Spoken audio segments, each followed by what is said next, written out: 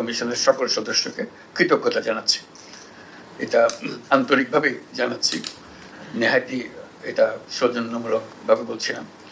আপনারা যখন এই সামান্য দু কথা দিয়ে শুরু করলেন, আমাদেরকে জানালেন, কতজনের মাথা নাড়া দেখলাম, তাতে বোঝা গেল কোন জায়গাতে আপনারা হাত দিয়েছেন। এই দুটো সংস্কার কমিশন হলো এমন জিনিস, বাংলাদেশের বা যে কোনো দেশে হয়, বাংলাদেশের হেনস নাগরিক নাই যে তাদের টাচ হয় না। অন্য অন্য কমিশনের অনেক জিনিস থাকে, অনেক বড় বড় জিনিস থাকে, কিন্তু সরাসরি টাচ হয় না,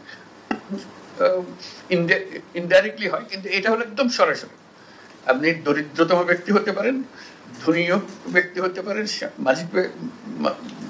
মাঝের লোক হতে পারেন, এটা এই দুটার থেকে মুক্তি নেই। এই দুটোর সঙ্গে আপনাকে সম্পৃক্ত হতেই হবে। এবং আমাদের যে অভিজ্ঞতা, দেশের যে অভিজ্ঞতা, এটা হলো হেনস্থার অভিজ্ঞতা, অবমাননার অভিজ্ঞতা। আমরা নাগরিক হিসেবে যে আমাদের একটা দাবি আছে, অধিকার আছে, সেটা ভুলে যাওয়ার অভিজ্ঞতা, নতজানু হওয়ার অভিজ্ঞতা। এখানে যে আসার কথা শুনিয়েছেন, সেটা এই যে সংক্ষিপ্তসার যেটা আমাদেরকে দিলেন, সেটাতে এত আশা জায়গায় যে হয়তো আমরা এটার থেকে মুক্ত হব, আমরা সত্যিকার ভাবে নাগরিক হিসেবে অধিকার ফিরে পাব, এটাই আমাদের প্রত্যাশা। এবং আপনাদের এই রিপোর্টের মাধ্যমে সে প্রত্যাশা পূরণ হোক। আপনাদের এই রিপোর্টটা আমরা এখন সংস্কার কমিশনের রিপোর্ট হিসেবে জনগণের হাতে দিয়ে দেব, এবং রাজনৈতিক দলের হাতে দিয়ে দেব, সিভিল সোসাইটি অর্গানাইজেশনের কাছে দিয়ে দেব, যাতে করে তারা একমত হতে পারে যে এগুলো করে ফেলা ভালো। কারণ আমরা মনে করছি আমাদের এখানে আমাদের মাথা নাড়ছি, আমাদের ভালো লাগছে, সবাই যেন এটা মাথা নাড়ে, যেটা ঠিক কথা বলেছেন, আমাদের তো প্রাণের কথাটা বলেছেন। কারণ আমি তো ভুক্তভোগী, আমাদের তো পণ্ডিত হতে হবে না এটা বোঝার জন্য, অন্য জিনিসে পণ্ডিত হতে হবে। আমি যখন সংবিধান নিয়ে বসি সেটা পণ্ডিত হতে হবে, কিন্তু এটা তো পণ্ডিত হওয়ার দরকার নেই।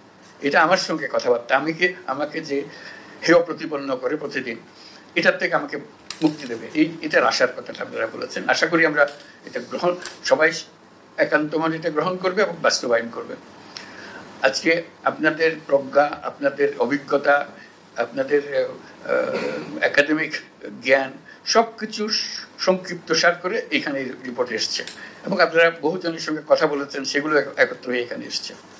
এটা বাংলাদেশের ইতিহাসের একটা স্মরণীয় পুস্তক, এটা থেকে যাবে। এটা আমরা কি করলাম না করলাম, ভবিষ্যৎ প্রজন্ম আমাদেরকে এটা নিয়ে বিচার করবে। আপনাদের তো পেয়েছিলেন, আপনারা করেন না এখানে, তো বলতে পারবে। এটা এমন না যে আপনারা জানতেন না বলে করেন না, এখন তো জানিয়ে দিয়েছে, এখানে বইতে সব বলা আছে, আপনারা করেন নাই। আপনাদের মতামত চাওয়া হয়েছিল, আপনারা মতামত দেওয়ার জন্য গা করেন নাই, অথবা অবহেলা করেছেন, গা করেন নাই। এটা যে একটা গুরুত্বপূর্ণ বিষয়, সেটাকে আপনারা গুরুত্ব দেন নাই। সেই দায়িত্বটা আপনাদের কাছে, জনগণের কাছে এসে যাবে যদি আমরা সেটা সাড়া না দিই।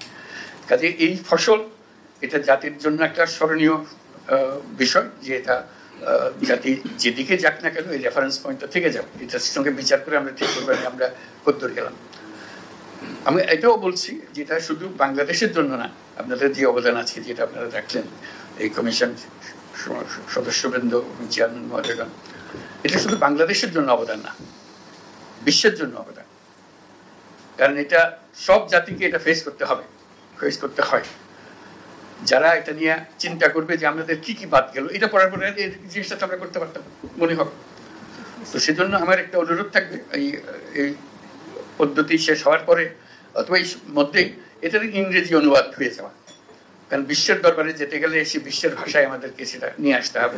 যেহেতু আপনারা এত কষ্ট করেছেন এগুলো একত্র করার জন্য, এই কষ্টের ফসলটা সারা পৃথিবীর প্রাপ্য, শুধু বাংলাদেশের প্রাপ্য না। তারা তাদের বৌগিতে, তাদের কনটেক্সে তারা বিচার করবে, কিন্তু জিনিস একই, ইস্যুটা তারা তাদের মতো করে দেখবে। এবং তারা যখন তাদের দেশের জন্য চিন্তা করবে বা একটা প্রস্তাব আনবে, পার্লামেন্টে একটা প্রস্তাব আনবে, এগুলো ঘাটাঘাটি করবে যে হ্যাঁ ওরা কি করেছিল, ওরা কি পরামর্শ দিয়েছিল।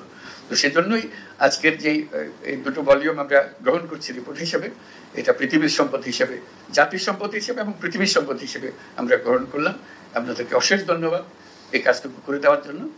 আপনারা ইতিহাসে স্থান করে নিলেন এই কাজটা করে দেওয়ার জন্য, জাতির পক্ষ থেকে। সেজন্য সবাইকে আবার ধন্যবাদ জানাচ্ছি।